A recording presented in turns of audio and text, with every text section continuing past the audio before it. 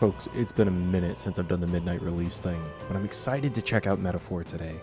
Thank you so much to Jenny and Hannako for sending this over. I've been super curious about the game for a bit. My name's Josh. I run Intelligame. We do thoughtful play here. We have discussions about games and the ways that they connect to the real world. This game in particular sounds like it's got a lot of social themes in discussion. If you want to see more of this kind of stuff, I hope you'll drop a subscription. But in the meantime, we got a game to check out, and it's early/late. So let's go ahead and get this underway. Starting a brand new game.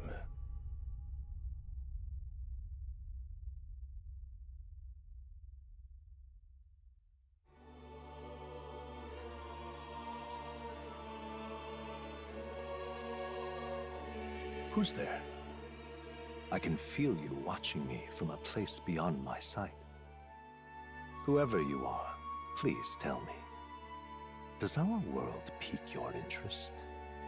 Pardon my curiosity, but would you tell me your name? That is to say, tell me who you really are. The one who meets my eyes across a strange threshold. Who are you? Who shall guide the protagonist? This is an interesting way to get started. I have a tradition of, in Persona games, using my full first name. This isn't something I do very often, so I don't know. Is it? Nope. Okay, yeah. It looks like they just want the first name. Let's go ahead.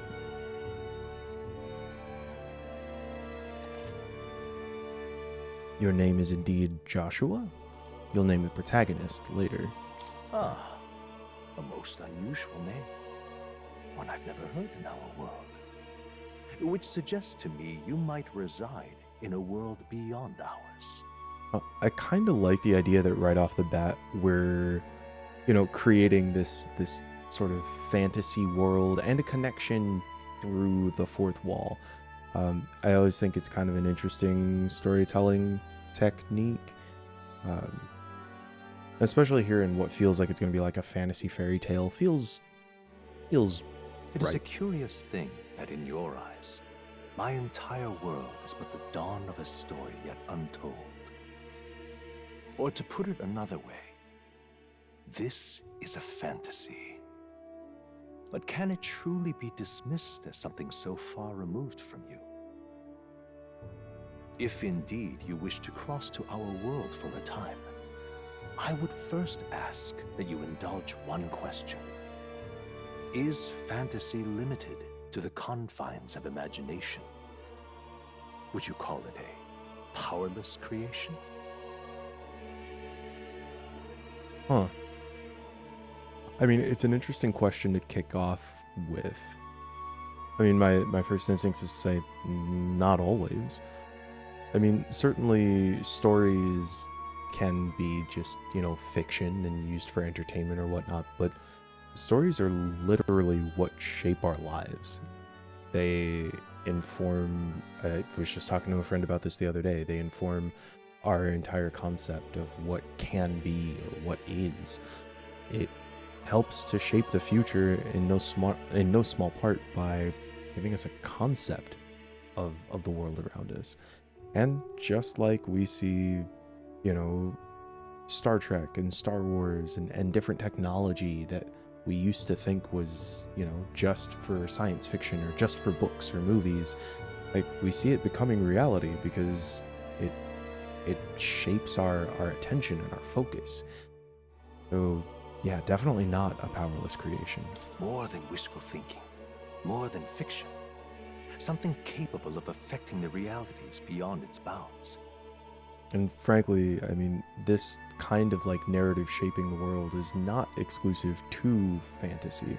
I think it'll be really interesting to have a discussion here about this sort of crafting of story, because the news is a story. The concepts, the ideas we hear from politicians are stories. All of these are narrative threads woven together to try and shape our world. it only kind of tracks that we see people sometimes use that power for ill. I hope that this scheming man, who was our narrator, is not trying to pull one over on us. This must be what you believe. I confess my own answer still eludes me. But consider, if fantasy is born from hope, a desire to make the world better than it is, then that hope can be made manifest. Thus does change come, and thus is fantasy forged into a new reality. Sounds like we're on the same page. Perhaps the story about to unfold before you will tell us. I'm thoroughly invested now myself. So, let this tale begin. Alright, let's see. Multiple difficulties, storyteller for people who just want to focus on story. Breeze through battles, normal, people who want intense battle. Regicide, high risk, high reward, only for battle hardened players. It's not even available. Because I'm not sure that I'm going to play through the whole thing, but I know that I kind of want... Yeah, we're going to play on hard.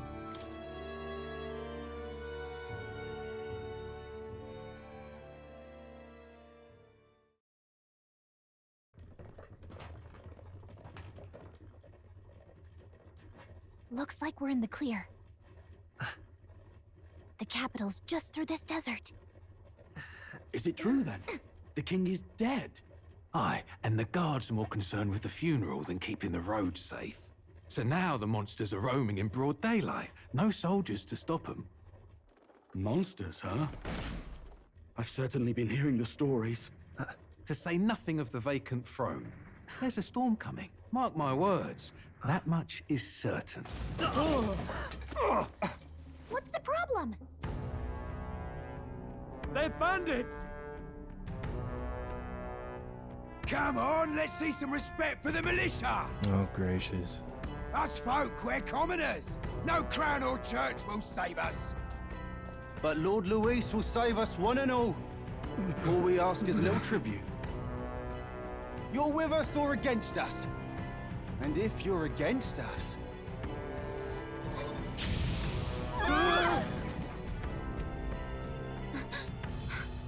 An igniter? How'd they get one of those?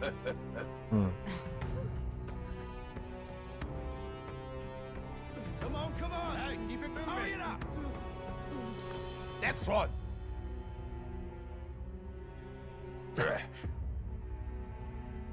Huh? Look at you. What have we got here? He's an elder. So he is. No horns, no knife ears. Filthy gremlin like you. What you got in the capital? Oh, what's this? Looks like you've been holding out on us, boy.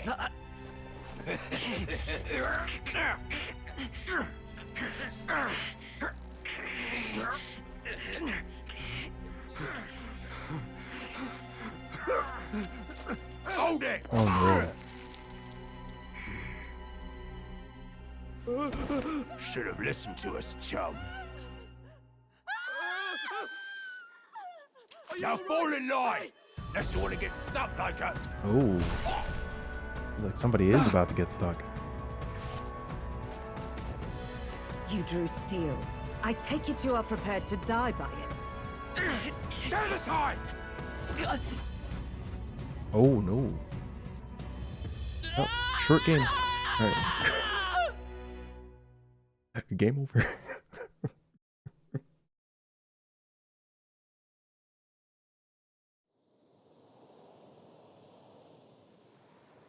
Ugh, this place already feels like a death trap. You hear all that stuff about Lord Luis saving us? Yeah, but who is that? Also, Hey, you okay? You still got all your limbs attached? Well, at least they didn't figure out our mission. Definitely could have gone worse. what mission? Oh no. Oh no. Are we the amnesiac protagonist? Are you alright? Oh, interesting. We have an actual voice for our lead character. Been worse. And from the sounds of it, you're about the same. You do know that if anyone finds out who we really are, it's all over, right? It's not all too often that we usually get a, like, voiced... I don't think, actually, we usually do get a voiced protagonist in the Persona games. So, yeah, this is kind of an interesting touch. The mission's more important than either of our lives. If we screw this up, there's no going back.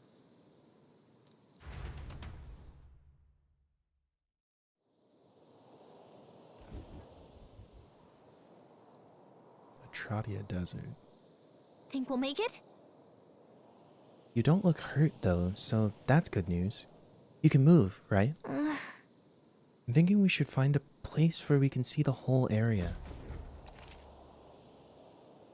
Alright, let's see. Hold right trigger while moving to dash. Press B to dodge attacks. Some actions you can perform. Corresponding controls are displayed at the bottom of the screen.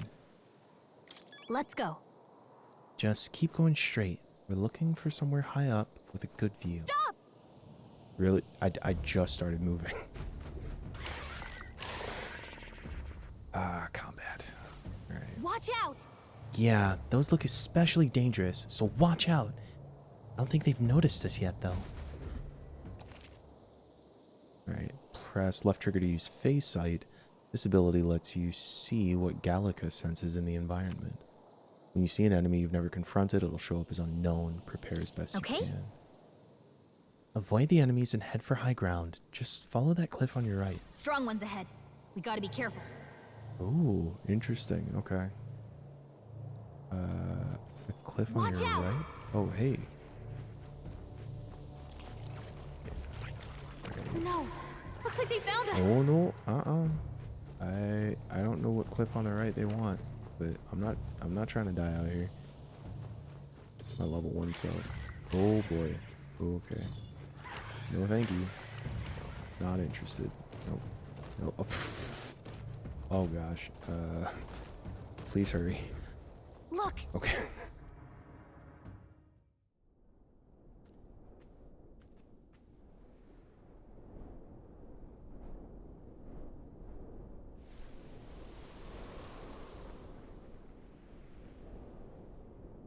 Just checking, but you do remember what we're here to do, right? How about you remind me? Right. What am I doing again? Oh, I don't know. The mission that's more important than our own lives? First, we get to the Royal Capital and get you enlisted as a guardsman at the Army's recruitment center. This could decide the fate of the whole country. We either do our jobs or we die. And if it's all the same to you, I'd rather stay alive. So we've got to see this mission through. Gots to see it through, my boy. Come on. We don't want the sun to go down on us in the wastes. Let's pull ourselves together and get back on the road. You know what they say. Anxiety breeds the world's cruelest monsters. I mean, fairies say that at least. Yo, okay, so I know we already talked a little bit about this, but like very much this feels like a central theme. There is the cutscene that plays at the beginning of the, if you let the I was try again at the beginning of the game, if you, when you open it up, if you let the loading screen just hang out, it shows a different intro video, and in that intro video there's this sort of overarching narrative that talks about essentially the impacts of racism and discrimination, the ways that the concept of foreigner has often been used to justify harm to the people deemed foreign. And if that is meant to be a frame that we use to think about the themes and ideas in this game, the anxiety breeds the world's cruelest monsters. Yes, it could be a reference to, you know, the monsters that we're walking around now, but I think it is more meant to speak to the kinds of monsters that people become when they let their anxieties and their fears take a hold of their actions. Or at least a way that people can become in that situation. So I'm I'm keeping an eye out for some of these clues up front that are hopefully meant to guide us towards a discussion that feels thoughtful. We also have this memorandum section here when we right click, and it looks like it gives us an opportunity to get some backstory on some folks. Gallica is a fairy who accompanies Traveling Boy on his journey, doubling as his chaperone from his special mission. Her diminutive size excludes her from participating physically in battles, but her special fairy traits allow her more proficiency than Traveling Boy when it comes to sensing magla and knowing magic. Though she can become heated when her personal values are tested, she's a reassuring travel companion. So obviously we've got a couple of terms already.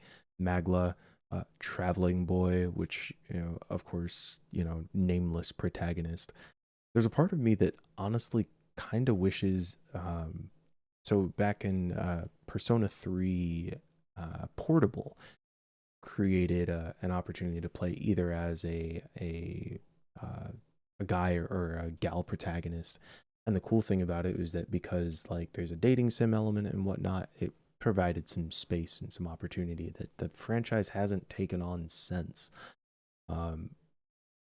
If there's going to be sort of a static character, I kind of wish that they would just give the character a name and a specific personality instead of, having Traveling Boy be just sort of a generic term. I'm guessing that Traveling Boy will be like a title that's relevant in the game universe, but it's always kind of one of my pet peeves about the sort of nameless, the insert yourself into character type character.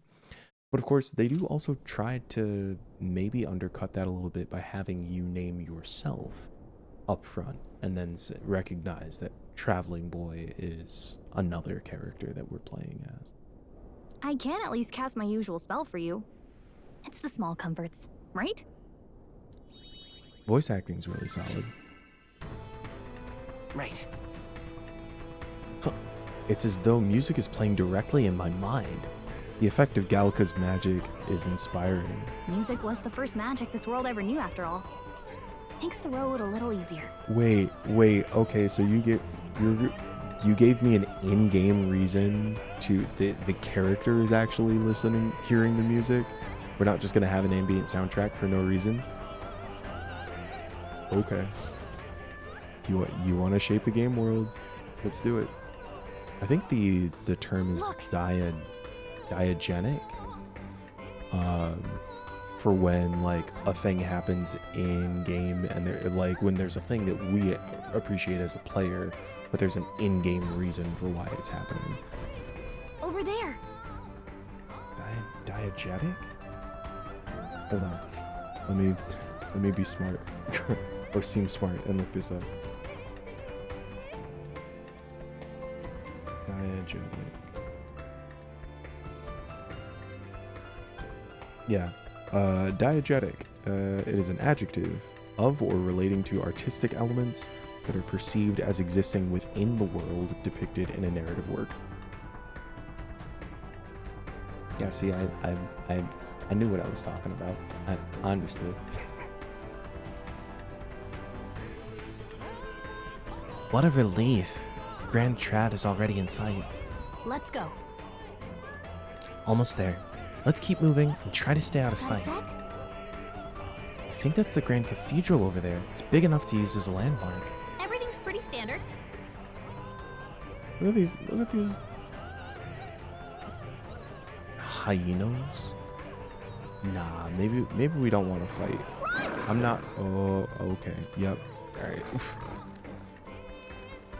Oh, I think they see us. I think they do too. I don't like this. Oh heck. Okay, we do have a sword. Is this a trap? Nice. You never find a use for that. All right. Can we fight them? Oh, no. Careful now. Oh no. Okay. Yikes. I think we're in a little over our heads. I believe you. I was like, oh no, it's fine. We'll just. Oh no, this is bad. Yeah, I agree.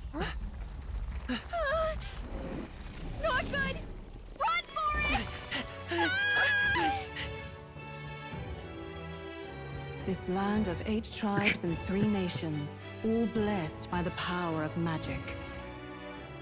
The United Kingdom of Uchronia. The year is 785. Uchronia is shaken to the core by the sudden death of its king. Anxiety breeds dissent among the tribes. Disparities tear them apart, and no mortal mind remembers the heroic tales upon which their land was built.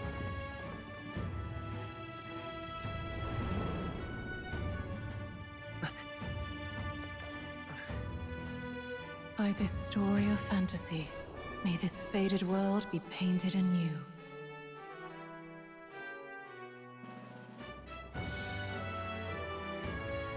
O great seeker, bearer of fantasy and power,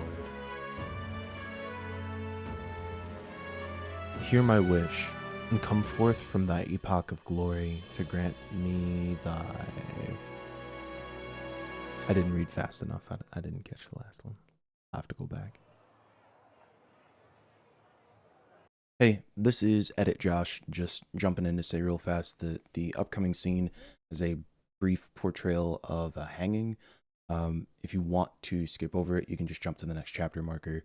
It's pretty brief. You don't actually see the person hanging, but they're being convicted of a crime. If that's triggering content for you, like I said, just if you want to hop over to the next chapter marker, you should be good to go. Whoa, just look! Whoa.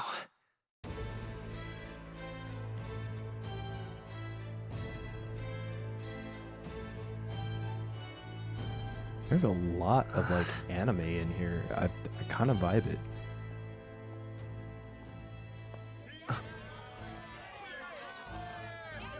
Get on with it then!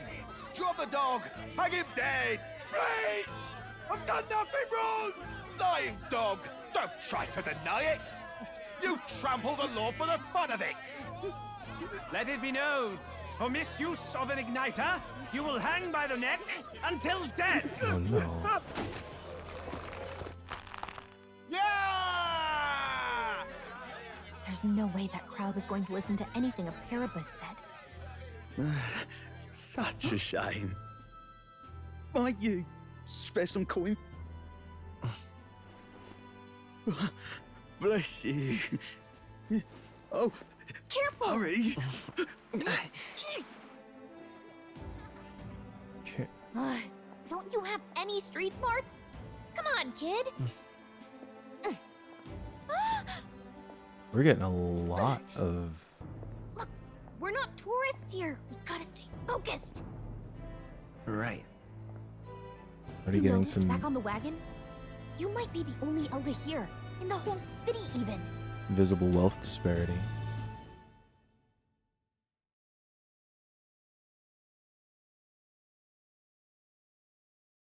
So they did bring up this... Capital's incredible. Just look at all the different tribes. You never see this kind of diversity out in the countryside. I'm honestly, I am curious already.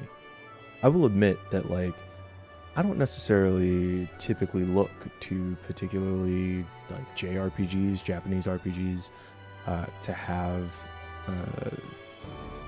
strong discussions involving things like race.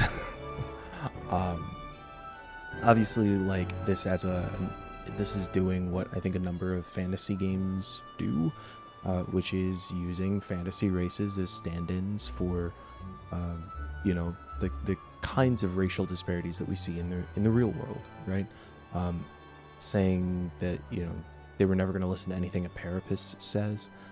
Obviously, there's some sort of discriminated against class of folks in the city. Also, hearing that Traveling Boy may be the only Elda, we know that there's some sort of difference there.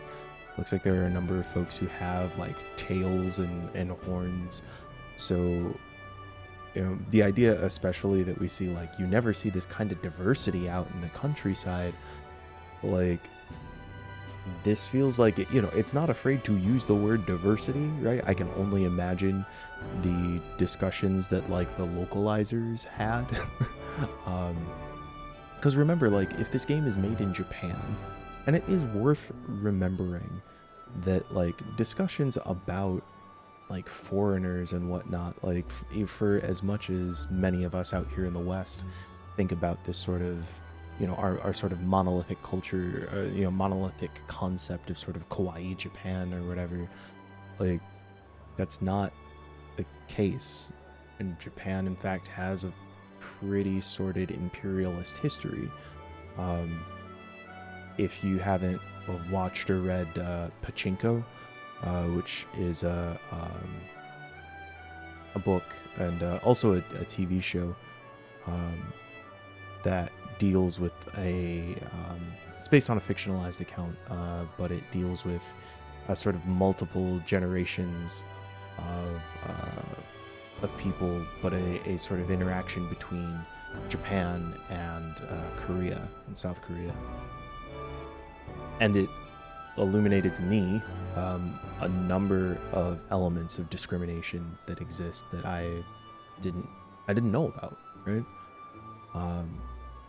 So to imagine that there are no opportunities to have tangible discussions, or that people would have a lot of knowledge of how to have these conversations, it is a little ignorant on my part. I do think that there is a different type of diversity and a different way, a different number of different cultures and ideas that blend together here in the States that mean that oftentimes our perspectives can be different.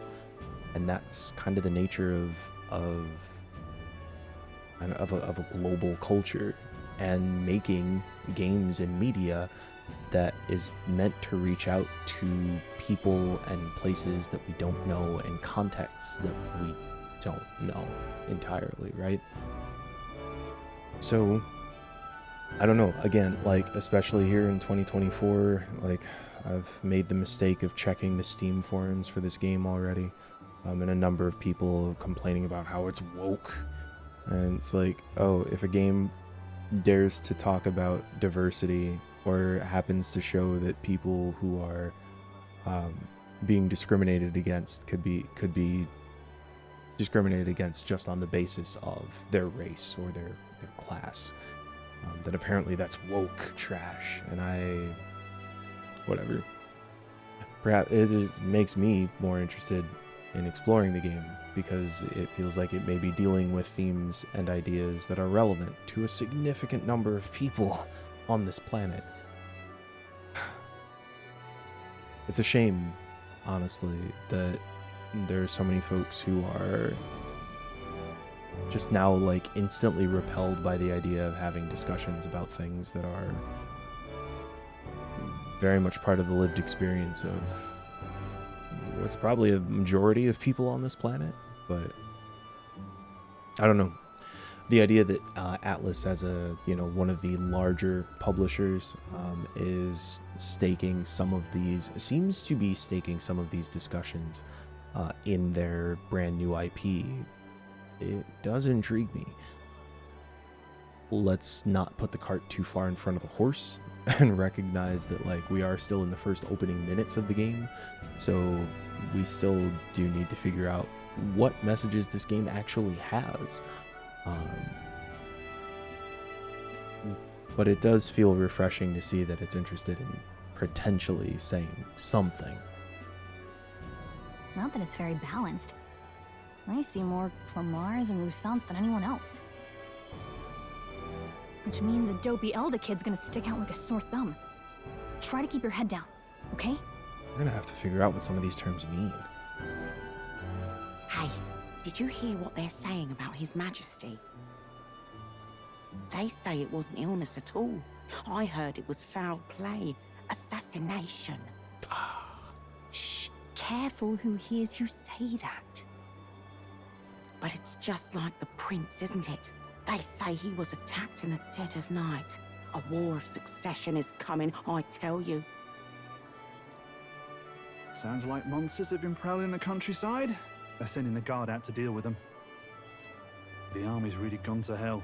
It's a far cry from when we had Count Luis at the helm, I'll tell you that much. This dude got a vape pen. Hard to see how the nation can come back from this. We'd not have to ask if the prince was still alive. Huh.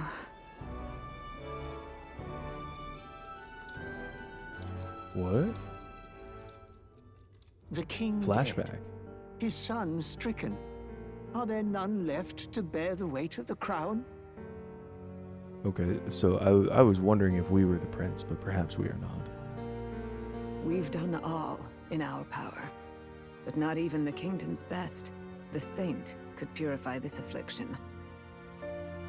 Over 10 years he has languished under this curse. How much longer can his body hold out? No doubt His Highness would protest. But since he cannot, we have no choice. For the man who cursed His Highness and murdered our king, there can be no mercy. I never thought I would have to ask this of you. But there are so few of us left now. There is no one else to turn to. We're receiving our mission. Will you infiltrate the military to deliver a message to our contact there? This is your mission. For all our sakes, you cannot fail.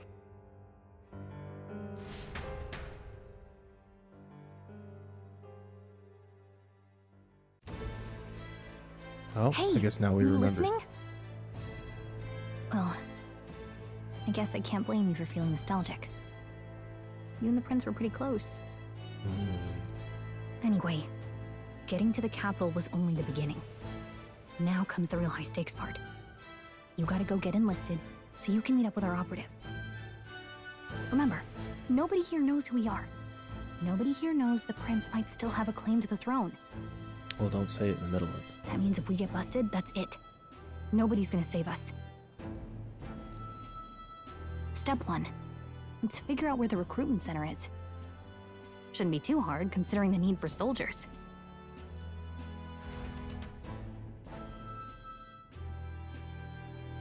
I'm curious about, if the sort of... So? Do you know where we're going? Feel free to admit that you're lost and ask me for advice. If you're unsure of what to do, Gallica has good ideas. Oh good, we can save it anytime. There we go. That was easy. Traveling boy, level 1. Okay, got a new memorandum.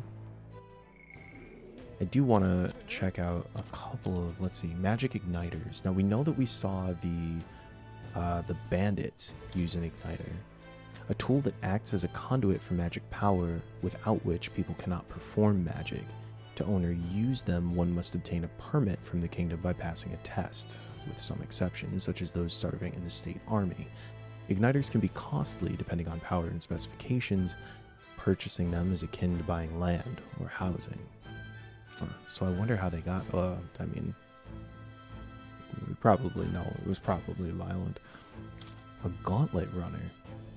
Often called runners as shorthand, they're a general term for magic-powered semi-automated vehicles designed for traversing wastelands, and either overcoming or circumventing local wildlife threats and magical phenomena. Traveling the wilds on foot or even in a lightly armed carriage has historically been incredibly dangerous, as we found out, making any long-distance trips a life-threatening risk. That it kind of explains, like, yeah, why would you have this giant vehicle? And so you don't have to deal with some of the stuff on the ground. Let's see. The Elda tribe. Okay. The 9th tribe. Distinct from the commonly known 8, they're condemned by the Sanctus Church for inheriting, quote, a dangerous magic heretical to the teachings of the Church.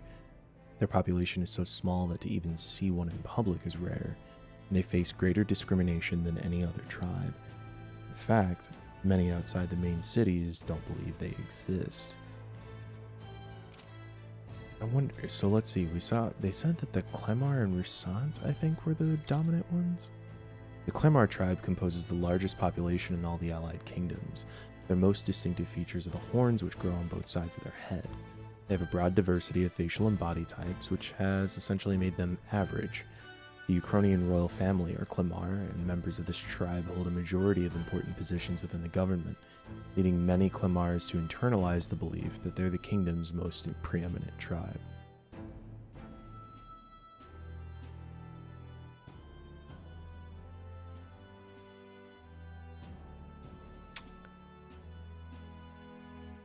I'm not saying it. I'm just saying. This might not be an uncommon experience in some places, where some folks are like, we're the big deal, and we feel that way because we have a bunch of power, even if we're not. Now, I mean, they do point, this is the largest population in all the Allied kingdoms, so they are, they may be a majority, but they apparently believe themselves the most important as well. It'll be interesting seeing some of the ways these different, tribal politics play out. The Rusant tribe, one of the most populous tribes of the United Kingdom, second only to the Klimar. Long pointed ears are their most distinguishing feature. They often boast excellent physiques, which has given them superior martial prowess. Rusant women are stronger than most men of other tribes. Many inevitably work in the military and often hold key offices. They're considered as influential as the Klimar, and the two tribes are sometimes called the prevailing tribes. The Parapus tribe are recognizable by bestial ears and a tail. There are many variations in their hair and skin colors, including cold color skin not seen in other tribes. Cold colored? They're physically adept and often honest with their emotions, giving them a reputation for hedonism, for better or worse. They're drawn to parties and festivities, and while this happy-go-lucky charm is often to their credit, it can often be seen as reckless. Due to this stereotype, they're looked down upon by other tribes, which prevents them from securing a foothold in politics, despite being nearly as populous as the Rusant and Klimar tribes. The discrimination against them is especially obvious in large cities. I didn't realize there were second pages over here. Many Rusant pride themselves on outperforming others in strength. This can be perceived as a self-disciplined competitiveness. On the flip side, there are many with a belligerent temperament, obsessed with proving superiority in any situation. Klimar value freedom and dislike illogical restraint. They enjoy cultivating discussion, but do not always consider the situation or appropriateness of doing so, which occasionally leads to conflict. Wow, Klimar, the friggin' devil's advocate tribe. However, some studies seek this disposition. Some studies suggest this disposition is what drives them to seek governmental positions and other important offices. Yeah, they very much sound like the... Well, I'm just saying, just for example. Gosh. Each of the 8 tribes possess unique physical traits, making them recognizable at a glance, such as the Klimar's horns or the Rusant's long ears. The Elda tribe, however, bears no such distinguishing feature, and are thus regarded as inferior beings. Huh. So wait, I assumed, perhaps incorrectly, that Traveling Boy, or protagonist, was identifiable as an Elda because because of the heterochromia, because of the different colored eyes. But I wonder if it's the lack of any traits that correspond to one of the other 8. Huh. I'm curious. I'm genuinely curious. Whatever will I do? What's going to happen now that His Majesty's passed? I don't know. It's Waters Day? Elder? I wonder what even those people are coming out for the royal funeral. Damn. Wow. That's rude as hell, but okay. So you? An Elder, huh? Pretty unusual in these parts. Oh, not trying to be rude. Just mind yourself. The city ain't the friendliest to us inferiors.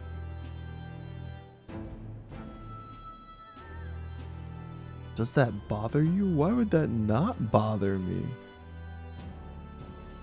I appreciate the advice. Yeah, be careful. They'll get you too. Just like all us Parapus. Not a place for inferiors. I do. Yeah? Look at all these houses. Pretty striking to see them from way up here. And look, there's the Grand Cathedral. It's just enormous. And as I recall, the recruitment center's around there.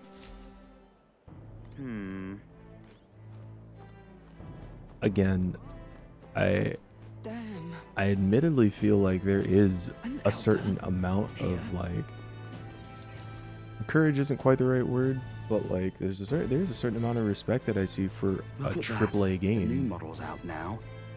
A AAA game being willing to sort of establish right at the beginning that, you know, this is going to be a discussion that takes on some themes of discrimination, of marginalization. I think that it's interesting that they've used some of the like physical attributes or types that correspond to traditional fantasy. You know, like we have ones that like look like elves or that kind of, or you know, traditional fairies, but that they're creating a different context to experience them in. So, yeah, we'll see what ways they kind of play on some of these themes or ideas. It does. I am still curious if we will see dark-skinned people, or how dark skin color will show up in this, especially if the only dark-skinned folks end up being the Parapus. I haven't played Final Fantasy 16 yet, but I know that Final Fantasy 16 also apparently tries to have some discussions about discrimination and racism and perhaps slavery. And I will admit that I was not necessarily prepared to hear what that take would be like from that particular position. But I do appreciate that there are folks who are like, hey, these are conversations that we should be having with our big AAA budgets. It is unfortunate that there is such a sort of counter machine right now of folks who are, you know, anti-woke, and that the idea of having any discussion about themes that have to do with gender or race or any of that are automatically woke. But whatever, I shouldn't keep wasting time on my frustration with it. I should just appreciate that it's here, and also, you know, and lend a critical eye so that if it seems like there are some missteps, we can figure out what it means and how to navigate it together. I could be out there slinging spells like a master if I had one of those.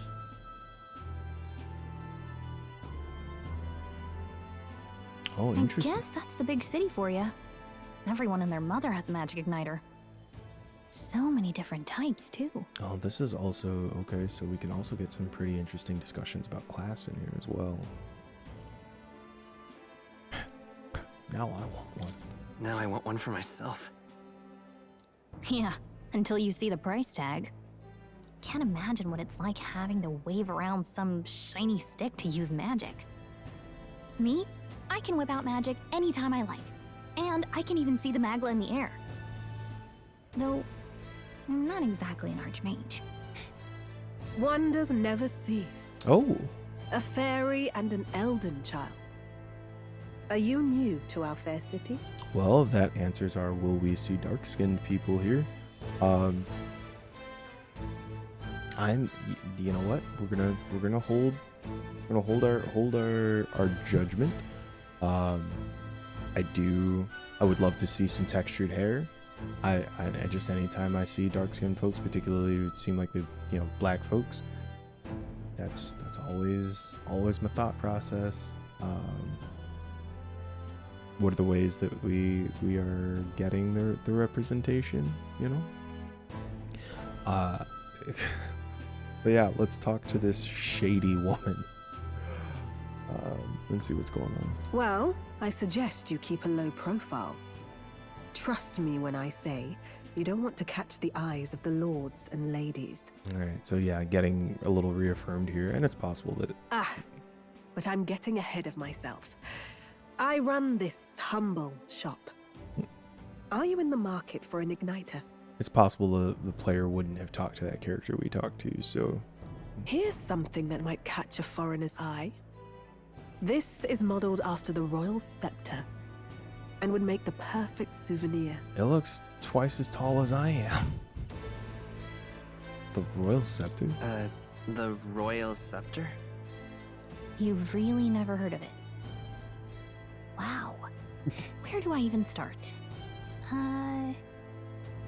A symbol and instrument of the crown's sovereignty, passed down through generations.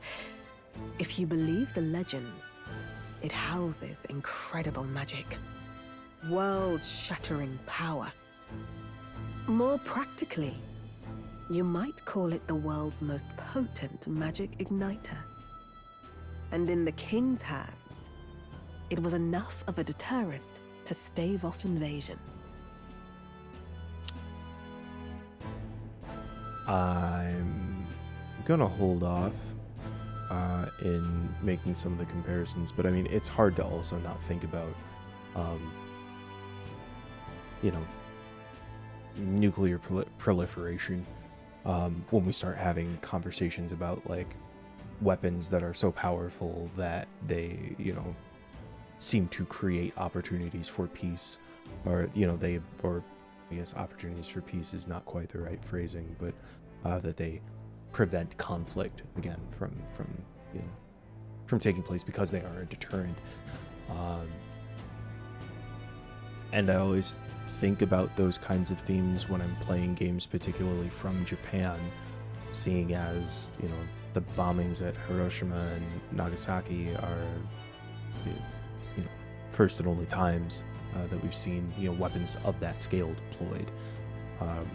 There are all kinds of different ways that the repercussions of those attacks have rippled culturally through all kinds of different Japanese media, and certainly just through the culture as a whole. So yeah, that's always a topic that is kind of sitting with me as I'm going through some of you know, some of this media. Now he's dead, with no living heir either. Tragic, isn't it? Kingly magic is of little use without a king. You picked a bad time to visit, boy. I don't know why you're here, but there's trouble brewing. I'll keep that in mind. I don't know why I keep saying this. These lines are voiced. I'll keep that in mind. A word of caution, then. Your survival is your own responsibility. Well, that was unnecessarily ominous. Correct. She has a point, though. We'll need to be careful. Anyway, we don't have time to hang around chatting with the locals. We've got a recruitment office to find.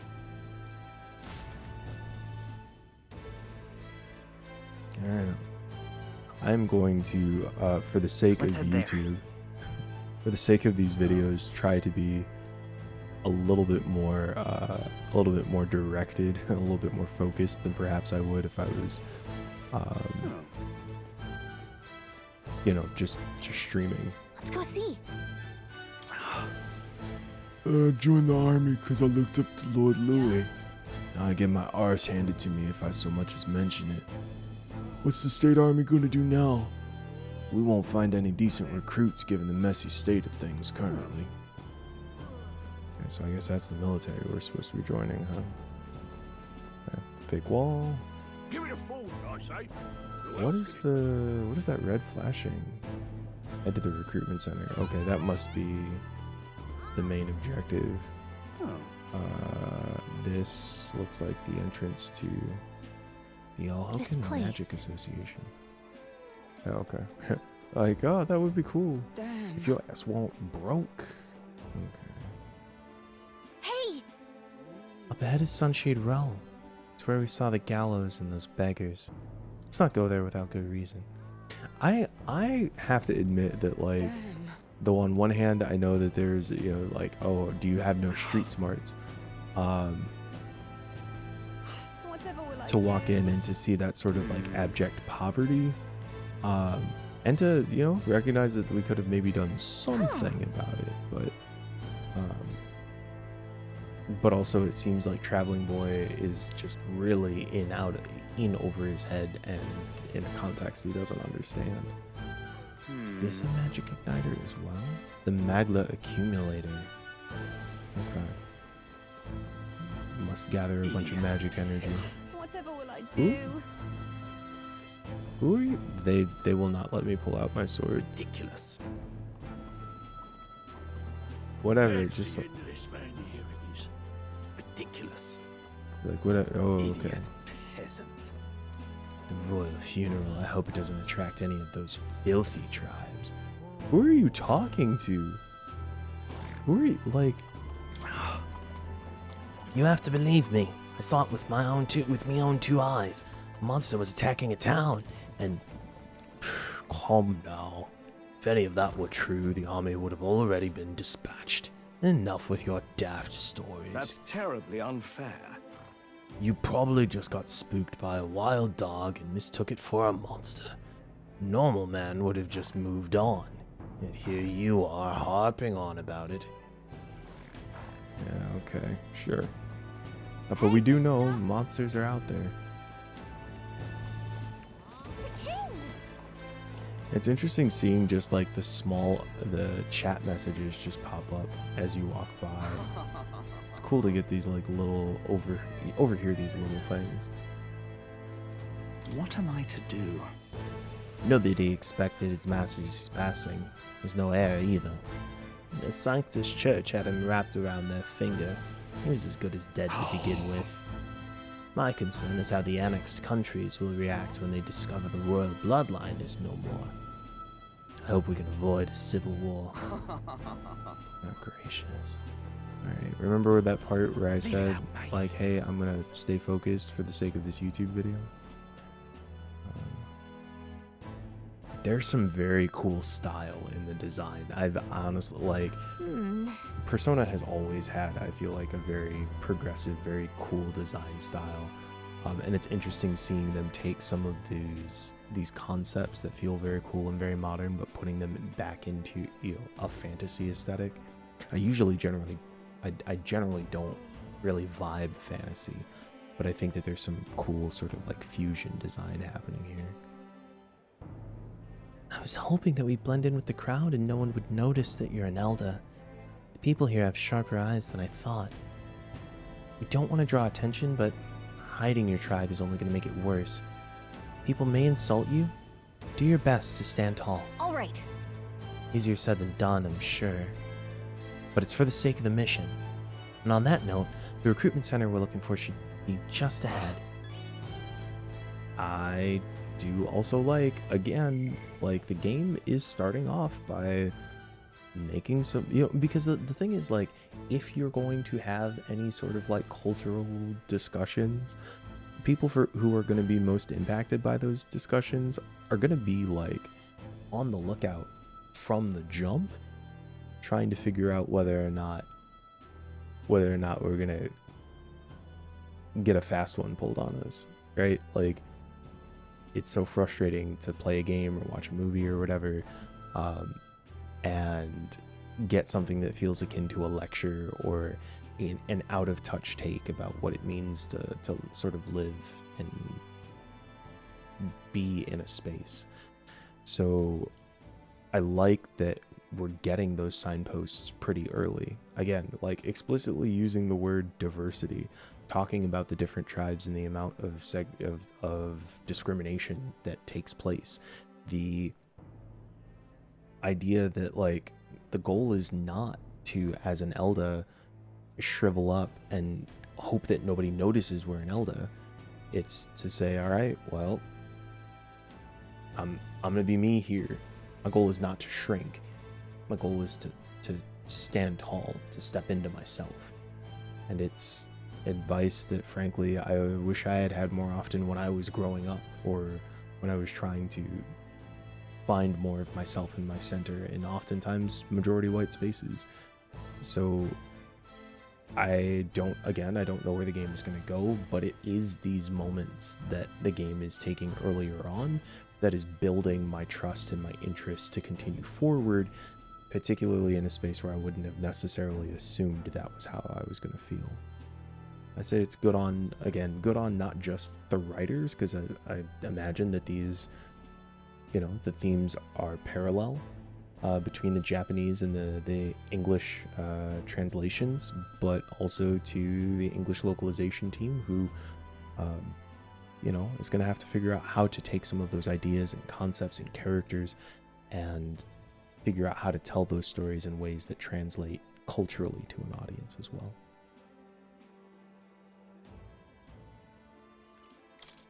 Sanctism is a monotheistic religion devoted to the worship of one God, the Almighty. The religion of majority across the United Kingdoms, its sanctors preach that uttering the prayer closure with one whole heart will reach God, bringing salvation.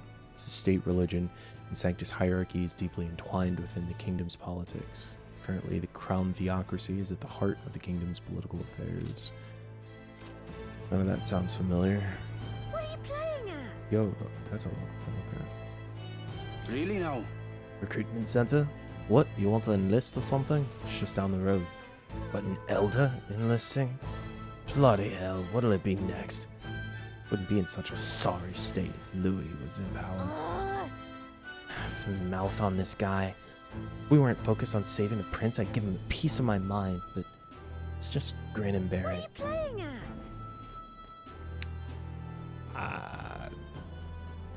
And sometimes you just gotta do that. I'm out of ideas. The number of times it's like you would have to, if you were gonna pick a fight every time somebody said some dumb shit, you'd be doing nothing but fighting, Elden rubbish. Sorry? Elden rubbish.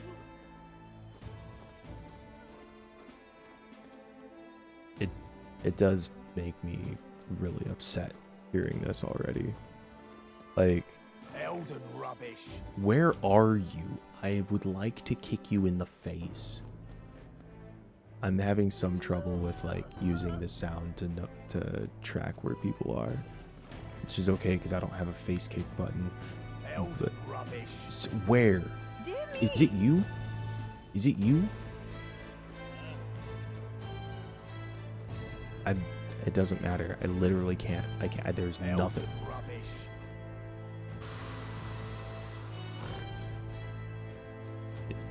Are they I'm over out of ideas. here? I don't know. Anyway, it literally it is like I can feel I felt a reaction in me when they were like Elden rubbish. I'm like I